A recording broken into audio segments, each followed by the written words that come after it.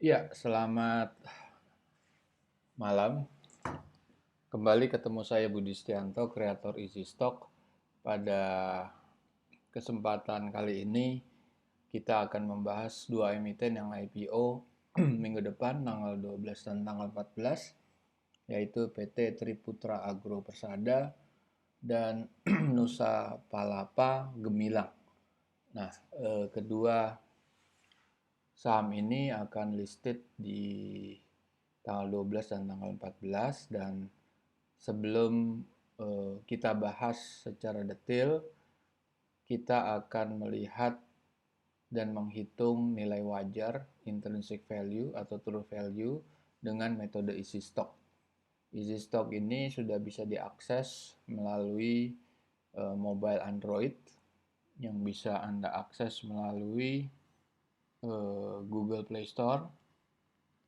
Anda ketik Easy Stock, Anda ketemu logo merah dan hijau, Anda klik di sini, Anda download, dan sebelum Anda download ini ada keterangan yang bisa Anda simak sebentar. Bingung dan mengalami kerugian pada saat investasi saham serta sulit menentukan strategi? Fakta yang beredar membuktikan bahwa investor sering terjebak dalam isu yang dibuat oleh para bandar.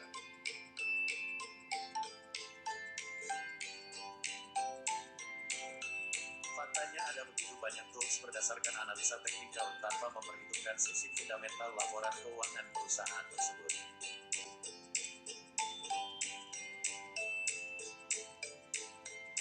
Lalu apa solusinya? Baik, kita lihat display daripada Easy Stock yang bisa diakses secara free of charge. Ada 4 bendera, Indonesia, Malaysia, Singapura, dan Thailand. Hanya pada saat ini hanya Indonesia saja yang bisa diakses, dan negara-negara yang lain akan menyusul kemudian. Baik, coba kita lihat saham yang akan kita pelajari. Nah, ini ada di Bursa Efek Indonesia. Anda bisa mengakses prospektus, dan prospektus itu akan kita coba pelajari. Nah, pertama adalah Triputra Argo Persada, yaitu perusahaan yang bergerak di bidang CPO.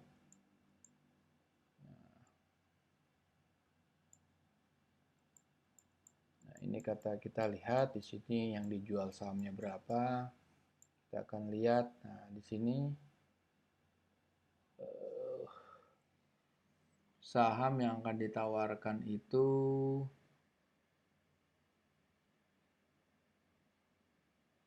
sesudah penawaran umum, yaitu 19.852.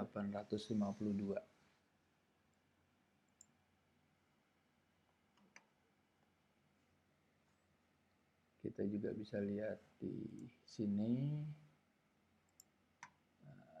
Ini dia, kan?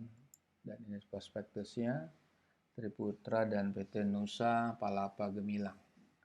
Oke, tadi Anda sudah mendengar sepintas bahwa banyak investor yang mengalami kerugian disebabkan karena terjebak ke dalam berita-berita atau rumor yang tidak bisa dipertanggungjawabkan, yang memancing minat atau interest Anda untuk melakukan trading, baik itu pembelian atau penjualan.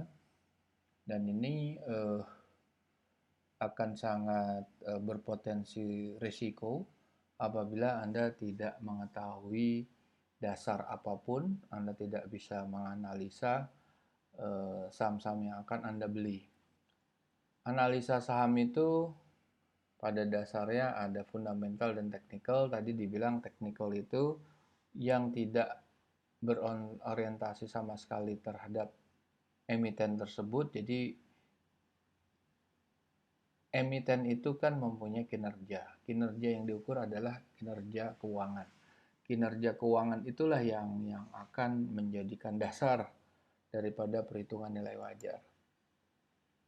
Nah, kondisi pasar modal di dunia termasuk di Indonesia kira-kira mengikuti pola jumlah pemainnya itu 10% institutional investor dan sisanya retail investor.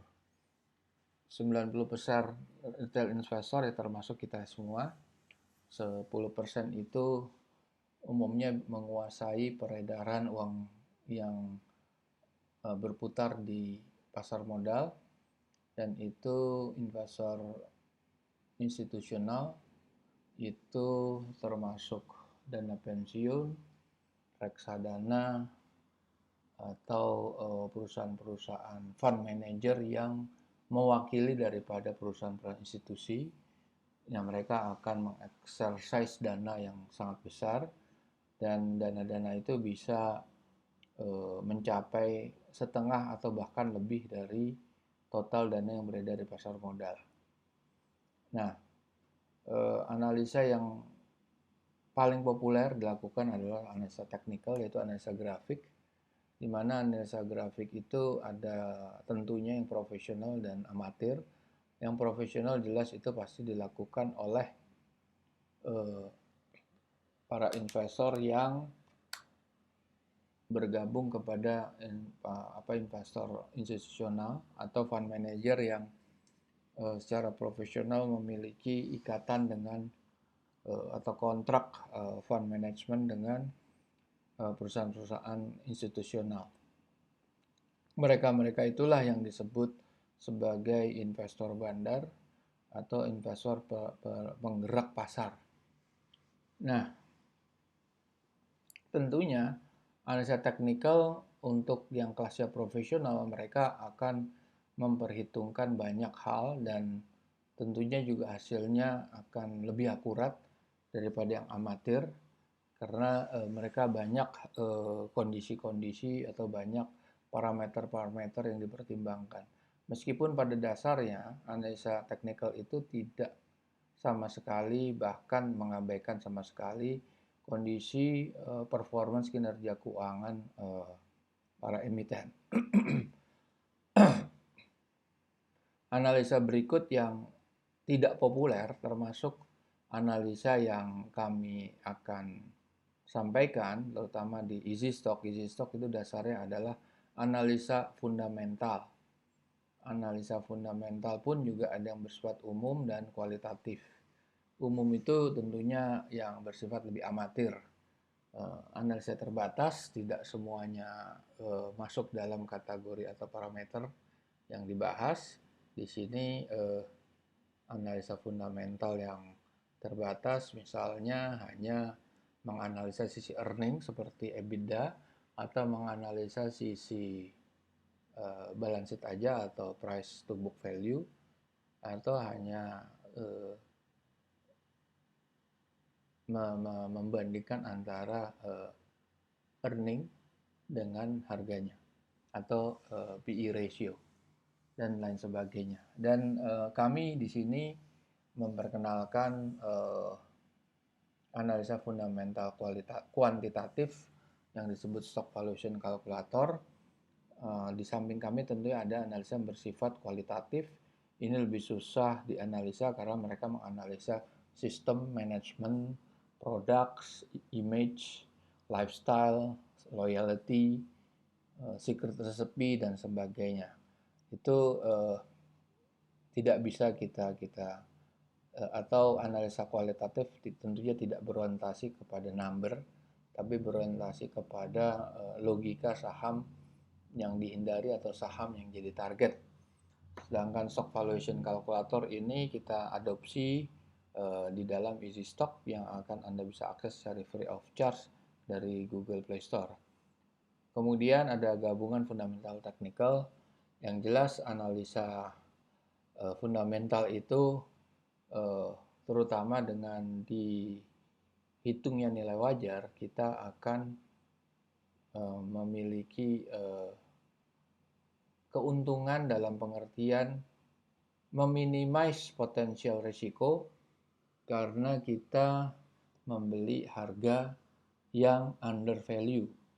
Yang dimaksud adalah harga yang lebih rendah daripada nilai wajarnya atau true value-nya. Seperti juga Anda eh, bermain di sektor real, waktu Anda membeli eh, mobil brand new, itu sama aja dengan Anda membeli saham-saham IPO. Apabila Anda membeli saham uh, uh, IPO tapi sudah di launching di pasar, itu sudah menjadi barang sekunder atau di pasar sekunder, atau sudah kategorinya kalau mobil tuh mobil bekas. Nah, mobil bekas pun pasarannya bisa relatif. Meskipun Anda bisa melihat range atas dan range bawah, yaitu harga tertinggi dan terendah tergantung kondisi, itu banyak Anda bisa peroleh dari dealer-dealer mobil.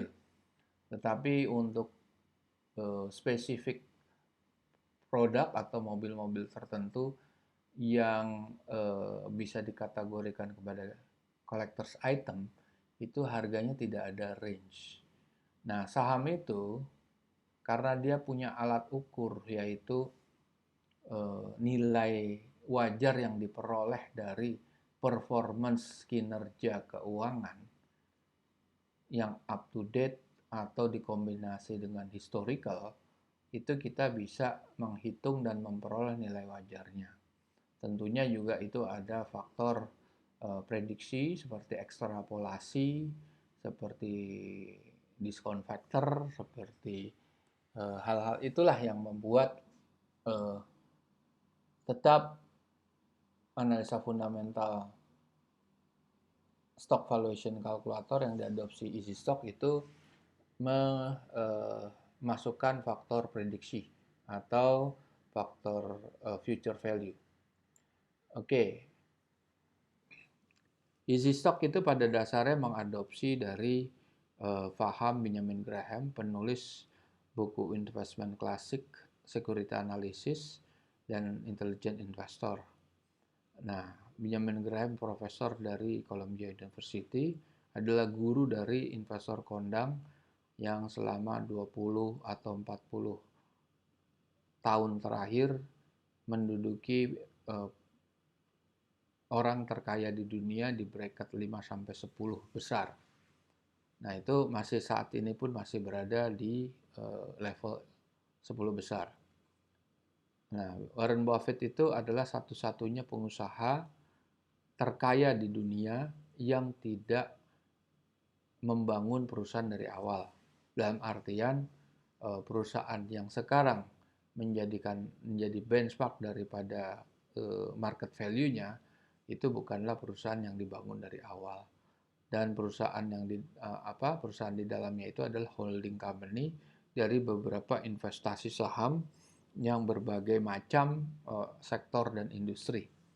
Beda dengan orang terkaya seperti Bill Gates yang membangun Microsoft dari awal, Mark Zuckerberg, pendiri Facebook, Elon Musk, pendiri Tesla, atau Jeff Bezos, pendiri Amazon. Jadi buku yang menjadikan dasar daripada Easy Stock adalah Security Analysis dan The Warren Buffett Way. Di situ kami mengkombinasikan sehingga kami memperoleh rumusan atau formula yang kita sudah memperoleh hak atau intellectual property right. Nah, di situ Anda sudah tinggal bisa pakai, tidak perlu hitung-hitung, tinggal Anda yang ingin membuktikan kebenaran itu, kebenaran perhitungan ya, bukan kebenaran daripada Anda harus untung dalam waktu sekian. Itu tidak akan dijamin. Karena pasar itu bergerak menurut sentimen pasar, menurut psikologi pasar. Dan psikologi pasar itu tidak bisa diterka, karena psikologi pasar itu sangat tergantung dari supply and demand, sangat tergantung dari psikologi pemainnya. Apa psikologi pemainnya adalah perasaan fear atau ketakutan, khawatir dan greed atau ketamakan. Jadi kalau pemain sudah tamak, dia akan membeli terus, tidak peduli bahwa harga itu sudah terlalu tinggi atau harga itu adalah harga yang dikerek atau harga yang di kosmetik oleh para pemain-pemain besar. Dan perasaan yang lain ada fear, yaitu kekhawatiran. Dia untung 5% dia sudah jual, takut besoknya turun atau takut 1 jam lagi turun. Nah ini sangat-sangat merugikan. Akhirnya jenis pemain-pemain seperti ini sangat digemari atau menjadi maskot daripada perusahaan-perusahaan sekuritas yang mencari makan dari komisi jual beli. Jadi Anda apabila melakukan trading dengan hanya keuntungan 5%, 3%, atau bahkan kurang dari itu, maka Anda akan terjebak kepada biaya trading yang mahal. Karena nggak semua yang Anda jual itu, Anda perdagangan itu selalu laku. Anda turun sedikit sudah jual, Anda naik sedikit sudah jual. Anda naik sedikit sudah jual karena Anda khawatir akan turun lagi. Anda turun sedikit sudah jual karena Anda takut makin turun. Jadi memang prinsip banyak mayoritas trader saham adalah beli saat itu naik dan jual saat itu turun. Kalau value investor kebalikannya, dia contrary. Jadi dia akan membeli saat itu turun dan menjual saat itu tinggi. Itu sebetulnya sama dengan prinsip perdagangan real. Anda tentunya akan mencari bahan baku yang murah atau barang dagangan yang murah untuk Anda jual lebih tinggi. Jadi bukan Anda beli barang lebih tinggi untuk dijual lebih tinggi lagi. Seperti layaknya Anda punya handphone, Anda mau dagang handphone, handphone harga 2 juta bekasnya, Anda beli 2,2 juta, Anda berharap jual itu di 3 juta. Itu nggak mungkin terjadi. Kecil sekali terjadi kasus seperti itu. Oke, baik. Kemudian dari appraisal saham atau analisa saham ada yang disebut analisa kualitatif, yaitu analisa bisnis analisis yang juga dianut oleh Warren Buffett karena dia menyatakan dalam buku Janet Low gaya investasi dia adalah 80% Benjamin Graham dan 15% Philip Fisher. Jadi Philip Fisher itu hanya berorientasi kepada analisa sistem manajemen, loyalty, image, secret recipe, dan lain sebagainya. Itu sulit sekali untuk dikuantify. Sedangkan Easy Stock ini betul-betul mengadopsi kepada Benjamin Graham. Oke. Berikut adalah rumus yang kami gunakan seperti ini. Ini adalah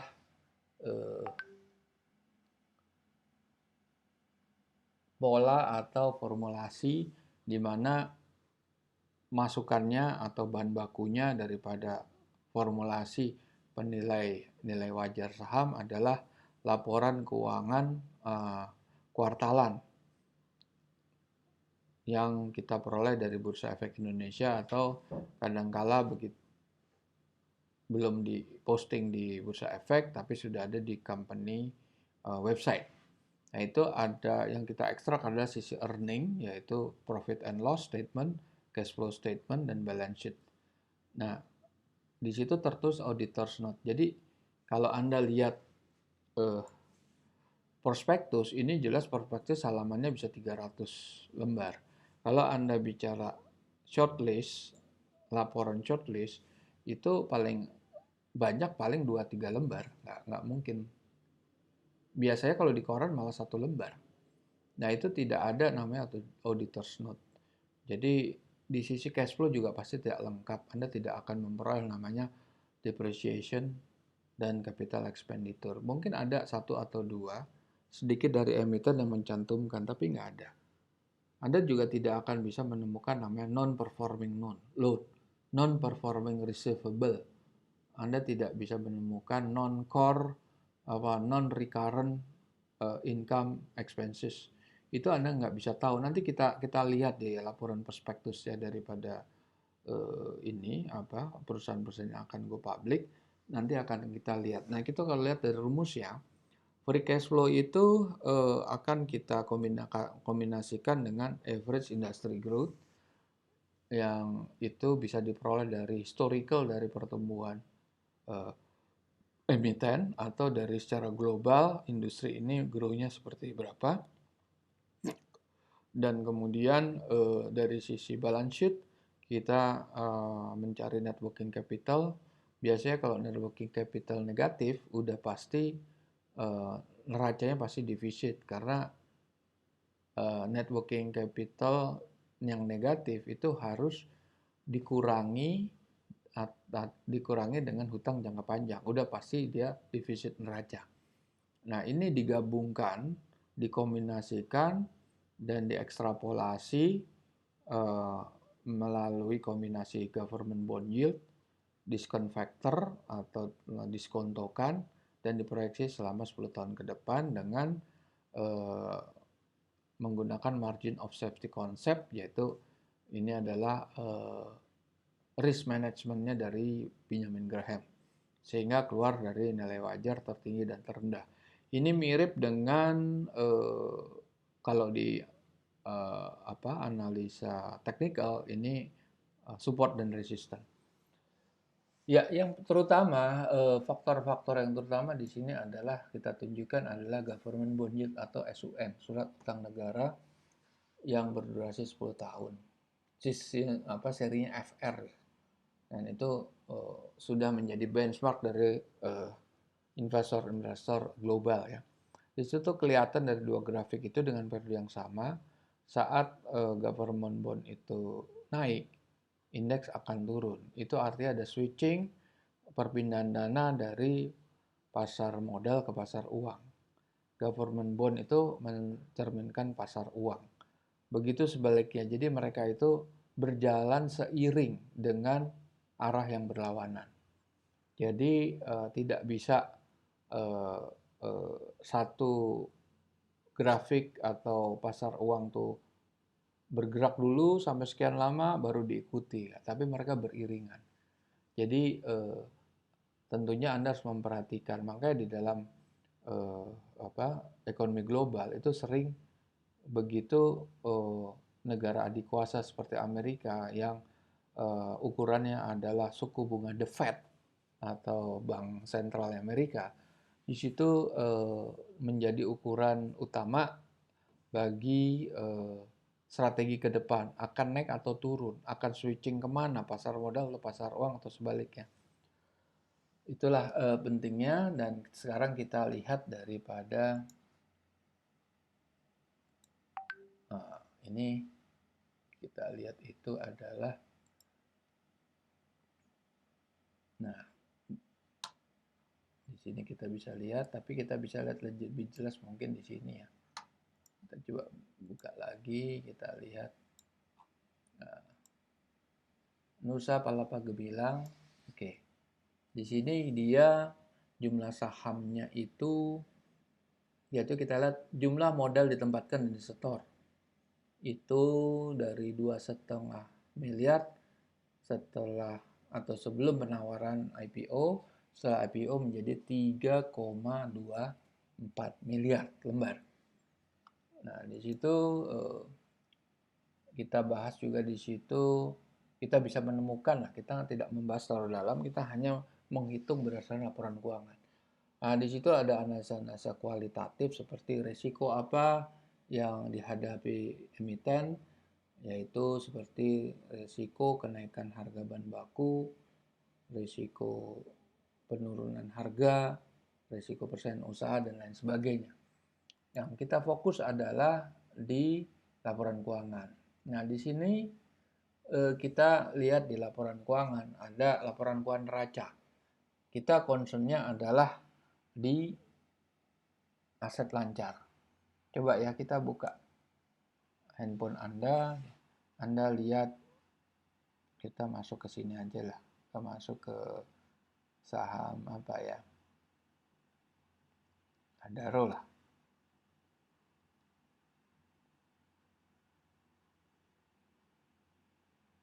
Nah, ini coba sebentar.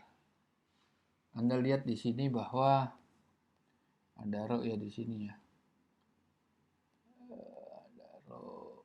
Nah, ini lihat ya. Di sini high-nya yaitu value tertingginya, nilai wajar tertinggi 1.500, closing price-nya 12.85, sehingga tetap ada upside 17%.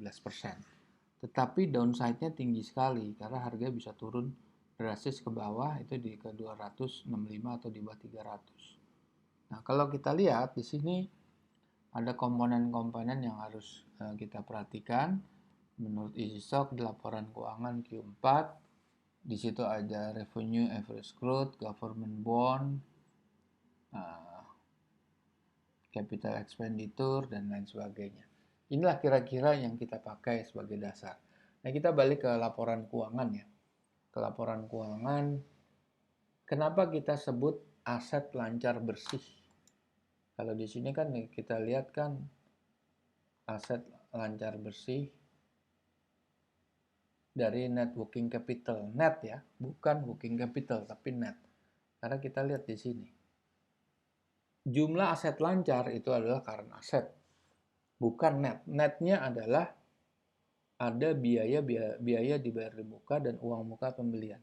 Ini income ini atau dana ini sebetulnya dana yang belum permanen. Karena proyek belum selesai. Proyek masih ongoing, on progress. Atau masih proyek dalam penyelesaian, dia terima. Meskipun real cash-nya bisa jadi diterima, tapi secara analisa risikonya, dua komponen ini sebetulnya harus diabaikan. Memang harus diabaikan untuk memperoleh core daripada bisnis, core daripada dana aktiva lancarnya. Oke, kemudian kita lihat dari segi profit and loss. Itu kita akan pakai profit and loss-nya itu adalah net income after tax, bukan EBITDA. Nah, ini rasio-rasio, sama seperti di sini juga punya rasio-rasio keuangannya, seperti margin laba, margin usaha, return on equity, dan lain sebagainya. Nah, kita lihat. Nah, kira-kira ininya kesimpulannya seperti itu untuk perusahaan Nusa Pala Gemilang. Nah, ini sebentar ya, kita ini belum dirubah ini ya. Oke. Nah, ini sebetulnya kita cara menghitungnya seperti ini.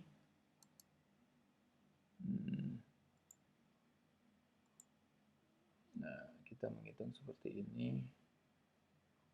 Sebentar, kita buka lagi sebentar.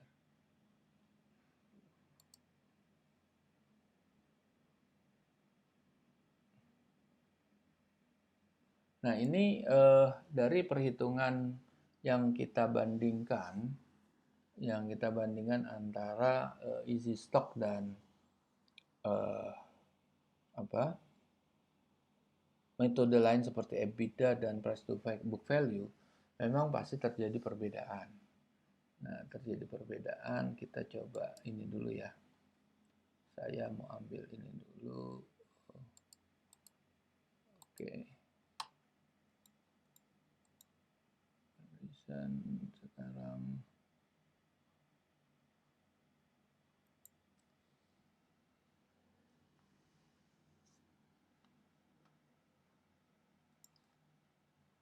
kita ambil.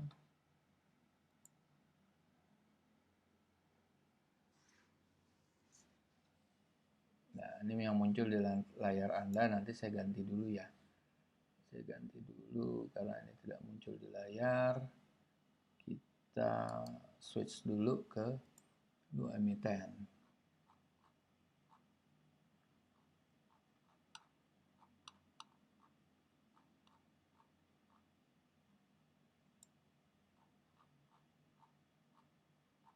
Oke, jadi kira-kira perhitungannya seperti ini. Ya, ini kita akan coba kupas ya, kupas satu persatu. Ini sebetulnya bukan Triputra tapi saham firm Perkasa Utama yang sudah go public di minggu lalu. Jadi pada dasarnya kalau perhitungan book value adalah total aset dibandingkan hutang lancar dan kewajiban tidak lancar ya, dikurangi juga goodwill kalau ada. Ya di situ akan terlihat net asset after for common stock, dan itu dibagi jumlah saham yang beredar, jumlah saham yang dijual. Kita lihat book value-nya berapa, terus di diskon value kan atau di diskon factor-kan dengan growth 12% akan menjadi nilai berapa. Nah, kalau EBITDA seperti tadi, ini book value itu kan hanya melihat daripada sisi neraca ya. Dia tidak melihat atau tidak memasukkan sisi earning. Kalau EBITDA itu hanya sisi earning aja. Itu kan pendapatan sebelum pajak. Earning before interest and tax, depreciation, amortization. Jadi biaya bunga berapa, pendapatan bunga berapa, depresiasi dan amortisasi kita totalkan dan akan ketemu per sahamnya. Kita diskon faktorkan, itu akan ketemu diskon faktor growth 12% dan PE ratio berapa. Oke. Nah, sekarang juga kalau perhitungan easy stock itu menggunakan kalau sisi earning kita menggunakan net income after tax ditambah biaya dan pendapatan lain-lain seperti penjualan fixed asset, depreciation, dan kita akan ketemu free cash flow. Nah, capital expenditure juga termasuk, itu adalah hal yang penting di dalam menganalisa ya, menganalisa dalam perhitungan nilai wajar saham. Itu paling penting untuk menganalisa free cash flow. Nah, dan di dalam free cash flow itu ada komponen capital expenditure yang sering diabaikan. Capital expenditure sering tidak dibahas oleh para analis karena mereka itu konsentrasi kepada EBITDA. Di EBITDA itu cuma ada interest depreciation. Nah, sekarang kalau kita lihat perhitungannya, saya mengambil dulu perhitungannya, mungkin karena sulit ditampilkan di sini, tapi saya akan melihat. Oke.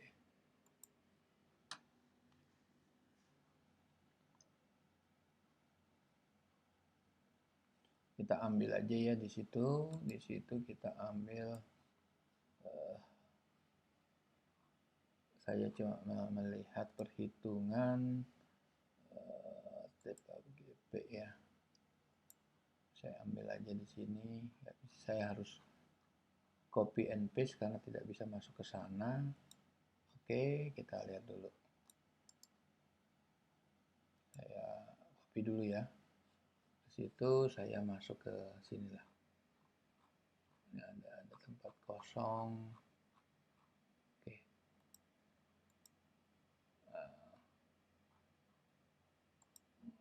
Oke, sorry ini. Triputra. Oke, kita lihat di sini ya. Berapa? Sebentar. Copy paste picture.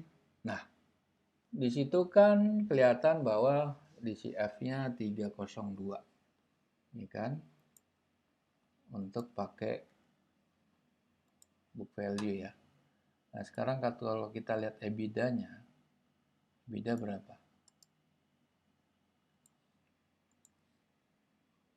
Kita buka lagi. Sorry. Tiba ini kita buka di sini. Nah, untuk EBITDA kita lihat itu PE ratio-nya tinggi sekali, padahal DCF-nya cuma 2,4. Kalau di sini book value-nya lumayan tinggi 302. Kalau kita lihat daripada ini ya, hitungan free cash flow kita akan ketemu. Nah, ini free cash flow, kita ganti dulu. Cash flow-nya, oke. Nah, itu 9 lembar per saham. Free cash flow kita lihat berapa neracanya. Surplus defisit neracanya berapa. Oke, kita lihat. Dia nggak ada dividen ya. Biasanya perusahaan baru tidak ada dividen. Kita lihat di sini.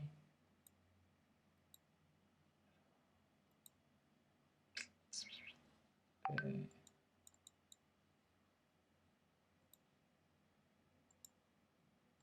Ya.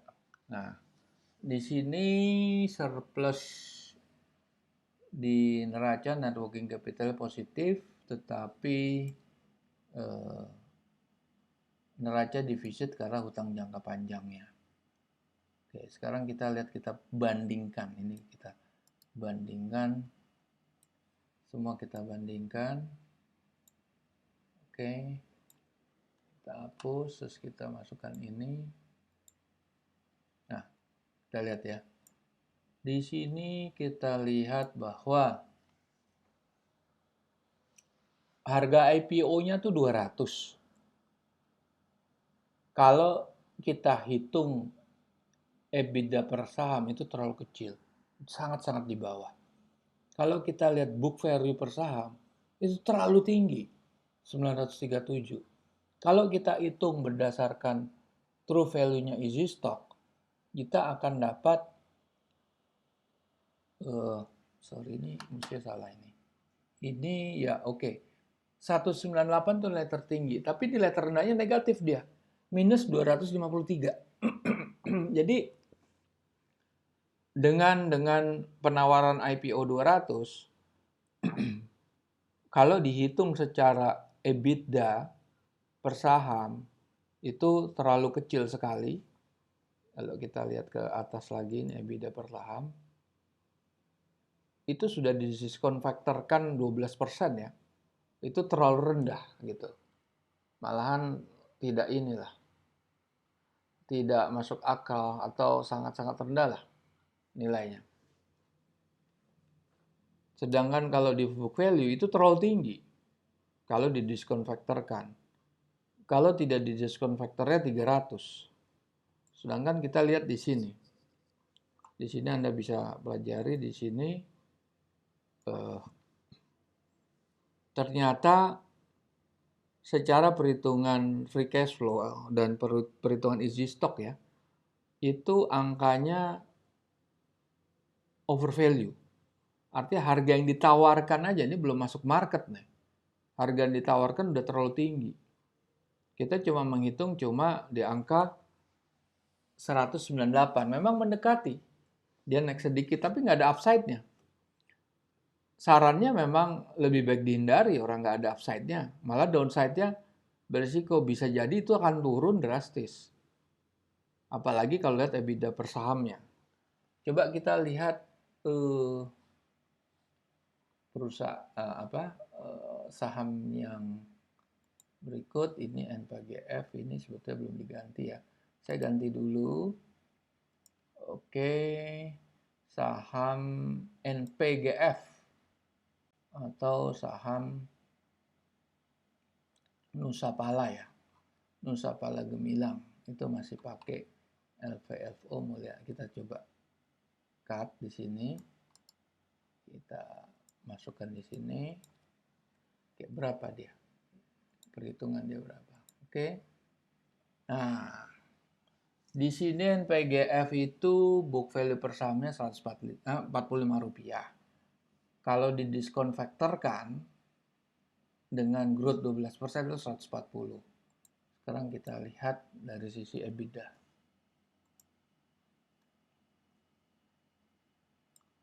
Kita lihat EBITDA-nya. Oke, kita lihat ya.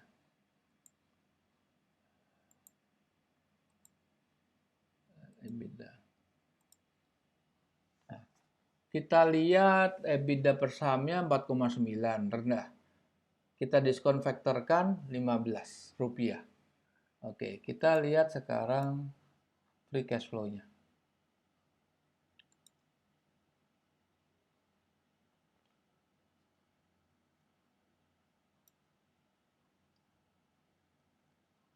Free cash flow untuk NPGF.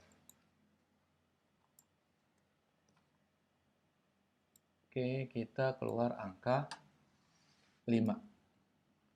Dengan Anda bisa perhatikan apa yang di situ komponen-komponennya. Dan kemudian kita lihat sisi neracanya dari NPGF.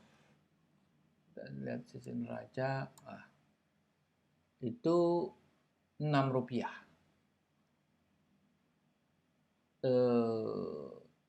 Surplus defisit neracanya itu masih positif, tapi angkanya di bawah 1. Nah, sekarang kita lihat perhitungan semuanya, perbandingannya. Kita lihat.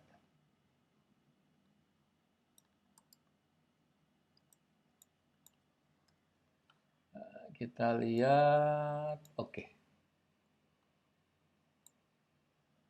Ini kita coba bandingkan, jadi perhitungan rumus isi stok itu gabungan dari free cash flow dan surplus defisit neraca diproyeksikan dengan average growth penjualan selama 5 tahun atau lebih, didiskontokan dengan surat utang negara government bond yield per hari itu, terus menambah faktor dividen kalau ada, memasukkan margin of safety, risk managementnya Beyond Graham 30%. Jadi kalau kita lihat harga IPO-nya 100, tetapi valuasinya kita hanya mencapai 94 tertinggi. Jadi tidak ada upside. Book value tinggi, upside-nya 40%. Tapi EBITDA per sahamnya sangat-sangat rendah. Artinya apa? Dua saham ini tidak punya upside. Dua saham ini kalau berdasarkan metode easy stock yang menggabungkan sisi earning dan sisi neraca, itu ketemu angka tertingginya malah di bawah 100. Sedangkan harga IPO-nya 100. Anda bisa aja beli di market kalau dia turun. Tapi yang jadi masalah adalah potensial upside itu sangat tipis. Apakah dia bisa turun sampai ke level terendah 50? Kalau 50 mungkin upside-nya tinggi. Karena tertingginya 94. Tapi kami menyarankan tidak memakai model begitu. Lebih baik kalau turun Anda lebih beruntung karena upside-nya lebih tinggi. Tapi kalau Anda beli di harga tinggi, potensi turunnya itu, kalau potensi naiknya tipis, yang besar potensi turun, maka lebih baik dihindari, nggak usah memaksakan untuk membeli. Itu sebetulnya prinsipnya. Jadi dua saham ini, Nusa Palapa Gemilang, NPGF, itu dihitung dengan 3 metode, dengan metode EBITDA per saham, book value per saham dengan sudah didiskon faktorkan dengan growth 20%, itu EBITDA per saham hanya 15 rupiah. Sangat-sangat rendah valuasinya. Kalau dengan book value itu 140. Ya, tinggi, tetapi dia tidak memperhitungkan sisi earning. Nah, kalau true value-nya easy stock, itu memperhitungkan sisi earning dan sisi balance sheet neraca. Dan kita ketemu nilai 94 dan 81. Tetap itu tidak menarik karena tidak ada upside gitu kan. Sekarang kita lihat lagi saham yang tadi apa tuh tadi? Tadi sahamnya, nah kita lihat aja kesimpulannya. Nah, TAPG ini malah punya downside yang negatif. Apa artinya negatif dari sisi perhitungan easy stock? Dia akan turun ke level paling rendah. Nggak mungkin harga saham tuh negatif. harga saham tuh paling rendah Rp50. Jadi dia akan turun ke level Rp50. Nah, dari sini tidak ada upside, malah downside-nya tinggi. Sekarang kalau dia jual 200, true value-nya hanya 198, buat apa Anda berisiko untuk membeli saham ini? Kalau dilihat dari sisi EBITDA-nya lebih parah lagi. Anda harus hindarkan. Kalau di sisi book value itu luar biasa, terlalu tinggi 937. Kalau itu didiskontokan. Kalau dia tidak didiskontokan pun itu 302. Tetap tinggi sekali. Apakah bisa naik ke situ? Nggak mungkin. Makanya perhitungan book value itu hanya satu sisi, neraca. Dia tidak atau dia mengabaikan sisi earning. Padahal yang penting dalam perusahaan itu adalah earning. Sedangkan EBITDA itu tidak mempedulikan berapa besar hutangnya dia, berapa besar aktiva lancarnya dia tidak mempedulikan itu. Dan dari sisi EBITDA itu tidak ada namanya capital expenditure. Kebetulan aja di sini capital expenditure ya, katakan ini ya, ini capital expenditure ya. Ada, tapi yang sebelumnya kan nggak ada. Ini kalau kita lihat di sini, ada nggak capital expenditure ya? Oh, ada juga. Misal NPGF ada. Ya itu tidak diperhatikan, tidak diperhatikan. Dia hanya menghitung depresiasi, earning before interest, depreciation, dan taxes. Ya kan? Amortization.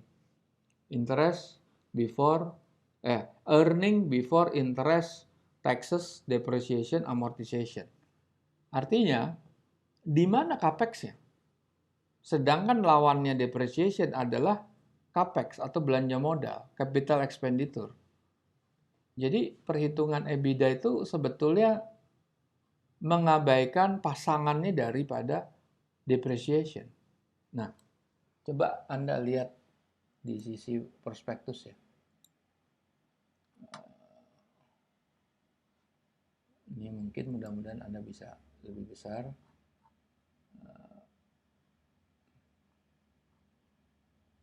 Saya melihat dari sisi laporan keuangannya aja ya. Ini mungkin lebih bisa kelihatan. Ini agak lambat ya. Ke bawah.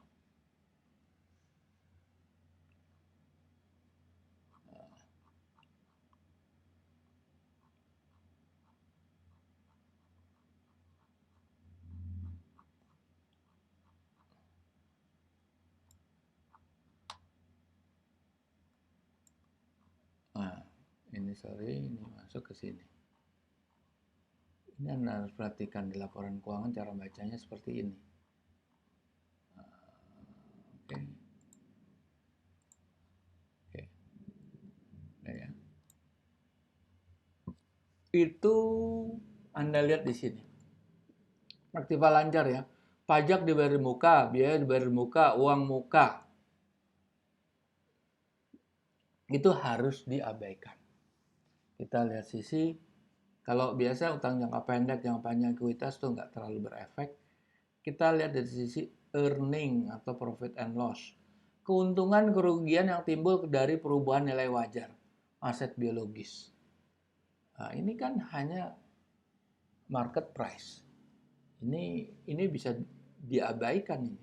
Dan bagian laba ventura bersama. Kenapa laba joint venture itu diabaikan? Karena yang kita lihat dari sudut pandang easy stock, penganut saham Benjamin Graham, kita lihat adalah core value-nya.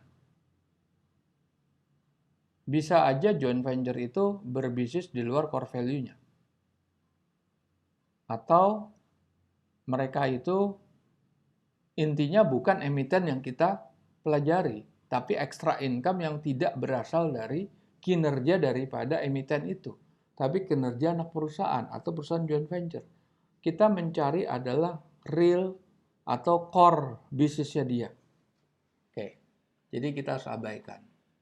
Nah, juga saya harus jelaskan di sini, Yang kita gunakan angkanya bukan ini ya. Coba nanti Anda perhatikan. Dari sisi earning, ini kan earning 9 bulan. Dalam perhitungan easy stock, kita menghitung secara annualized atau secara 12 bulan. Artinya, ini kan 9 bulan atau 3/4. Berarti kita harus bikin 12 bulan, artinya dikali 4/3. Nah, makanya angkanya beda. Ya, sisi 3 bulan berikutnya itu sisi prediksi. Sebetulnya sama, artinya Anda kalau sebagai pimpinan eksekutif atau Anda seorang manajer di suatu perusahaan, kinerja Anda, kinerja divisi Anda, bagian Anda, pasti diukur dengan metode per 3 bulanan. 3 bulan, 6 bulan, 9 bulan, dan terakhir adalah 12 bulan adalah final result. Tetap Anda akan diperiksa, dianalisa, diappraise per 3 bulan. Nah, 3 bulan itu melambangkan di 3 bulan pertama Anda mencapai suatu target, berarti Anda diprediksi bisa mencapai target di akhir tahun. Kira-kira seperti itu, apalagi Anda melampaui target. Nah, kalau kinerja Anda di bawah, itu question mark bagi owner atau manajemen untuk mengevaluasi kembali performance Anda. Karena Anda mencapai hasil di luar target, di bawah target. Itulah pentingnya, karena di sini laporannya kan laporan per September. Oke, kita sekarang lihat ke bawah ya, kita lihat ya.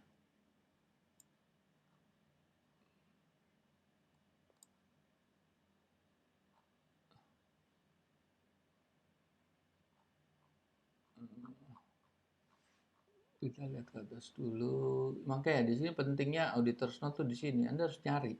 Tapi nggak perlu ini, karena nggak perlu khawatir karena easy stock tuh udah menghitung ini semuanya. Jadi tidak perlu Anda susah-susah lagi ngitung. Ini nyari, emang nyari di sini. Ini caranya begini. Apa yang kita lihat adalah kita melihat depreciation. Aktiva tetapnya mana? Sorry, aktiva tetap mungkin di atas ya.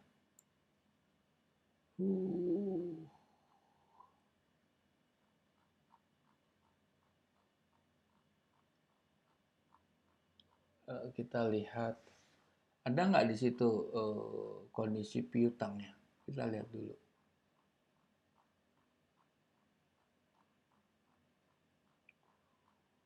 Nah, lama emang kalau Anda melakukan ini lama nih, kas. Ada nggak piutang? Oke. Piutang, nggak ada piutang. Kita lihat, nah, jatuh tempo tidak mengalami penurunan. Oke, kita abaikan. Jatuh tempo mengalami penurunan. Ada angka 8367, yaitu 8,3 juta. Itu harus mengurangi current asset Anda. Karena ini dianggap udah non-performing. Piutang non-performing. Kita lihat sekarang aktiva tetap. Nah, aktiva tetap yang kita lihat apa? Penambahan. Nah, tapi apa? Aset dalam pembangunan itu kita abaikan untuk beberapa emiten, kecuali emiten kelas blue chip ya.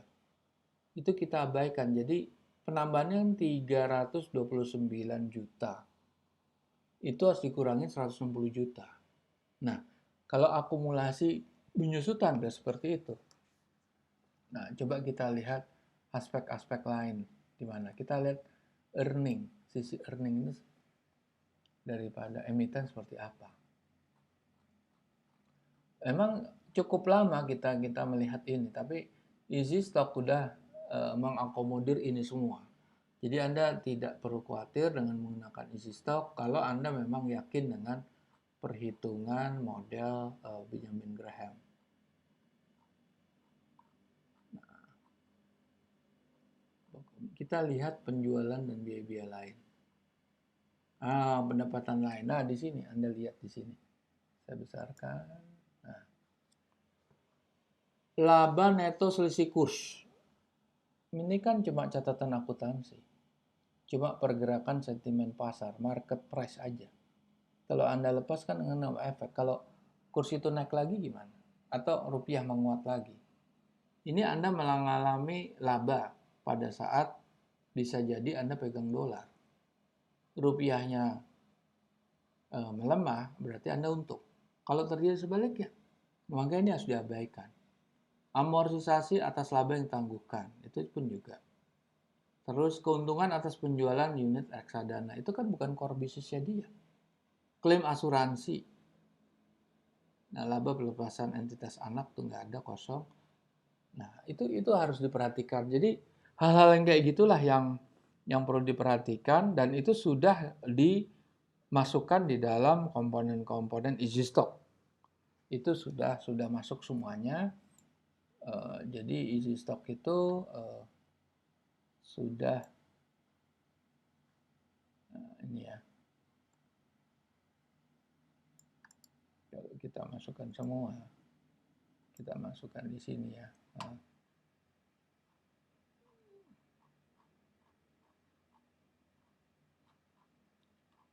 Kita masukkan di sini aja nih. Kita insert dulu ya. Kita lihat duplikat. Kita hapus ini. Kita masukkan yang ini. Nah, kita lihat di sini. Inilah yang kita, angkanya beda. Ini kan kita cari yang ini. Ini FIMP, LPO kita nggak perhatikan, tapi NPGF dan TFPG. Ini sisi earningnya, penjualan, belanja modal, laba bersih setelah pajak, pendapatan kotor, pendapatan biaya lain sudah kita 12 bulan kan, sudah analyze. Tapi kalau hutang,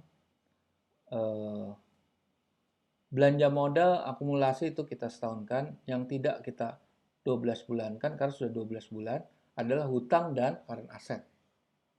Dividen kita enggak, ekuitas kita juga enggak. Itu sudah disetahunkan.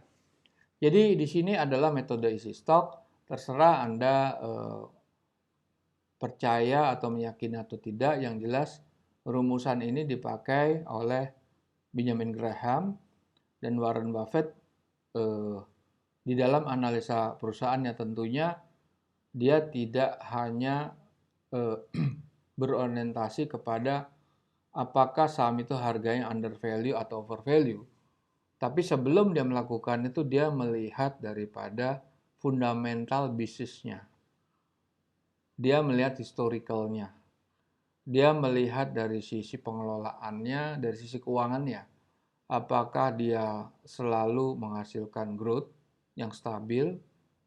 Apakah rasio-rasio keuangan pentingnya seperti return on equity itu salah satu ininya dia, salah satu benchmarknya dia. Apakah itu secara konsisten dapat dipelihara sesuai dengan standar yang dia mau. Itulah makanya kalau di luar itu Warren Buffett akan men-skip. Jadi dia tidak akan menghitung lagi secara nilai wajar. Dia udah nggak lihat lagi, dia lihat bisnisnya dulu. Kalau buat dia lihat bisnisnya menarik, bisa juga dia lihat suatu industri. Kalau industri itu marketnya luas, tidak market yang limited dalam arti dia hanya bisnis untuk bisnis di pemerintah. Berarti limited ya. Tapi dia lebih suka bisnis yang pasarnya luas. Consumer, banking, insurance, finance. Nah, itu dia salah satu pertimbangannya itu. Jadi kompleksitasnya tinggi kalau Warren Buffett ingin memilih saham, tidak melulu karena harganya itu murah atau mahal. Nah, kita yang bahas di sini cuma melihat harga saham itu under value atau over value di mata sudut pandang easy stock, hanya seperti itu aja. Oleh karena itu di sini Anda bisa coba-coba di Easy Stock yang bisa diakses secara free of charge. Nah, di sini ya, Anda bisa balik lagi. Sorry. Nah, di sini Anda bisa lihat. Di sini juga ada forecast simulator. Ini free of charge, Anda bisa pakai. Anda bisa mengisi perusahaan-perusahaan yang Anda pilih. Dan sebetulnya alat ini bisa dipakai untuk apa? Untuk menghitung nilai IPO bisa. Karena kalau dia belum listed ya, kita nggak bisa dapat itunya. Nah, di sini. Di sini Anda bisa isi itu, ya. Isi parameter-parameter itu. Nah, di sini memang tidak seakurat bila udah masuk ke sistem. Tapi paling tidak Anda bisa mengkira-kira ini minusnya ada ya. Minusnya tidak masuk depreciation dan pendapatan dan biaya lain. Ini memang tidak masuk di sini. Mungkin karena sistemnya masih pre-launching, jadi kita masih akan sempurnakan lagi. Lain kalau Anda masuk ke sini. Ini udah perhitungannya udah semuanya di sini. Di sini sudah masuk semua. Meskipun nggak terlihat di sini, depreciation mana. Memang kita tidak memasukkan for the sake untuk kompleksitas dari tampilan. Kita nggak masukkan, tapi sebenarnya dalam perhitungan sudah masuk. Jadi kita bisa mengandalkan perhitungan ini kalau memang ini Anda yakini sesuai dengan formulasinya Benjamin Graham. Anda bisa pelajari itu di buku Security Analysis. Ini persis menggunakan metode seperti ini. Baik, mungkin kami sudahkan. Saya Budi Susanto undur diri. Nanti kita bertemu di lain kesempatan. Selamat untuk mempelajari saham-saham IPO yang akan listed minggu depan. Terima kasih atas perhatiannya. Selamat jumpa lagi.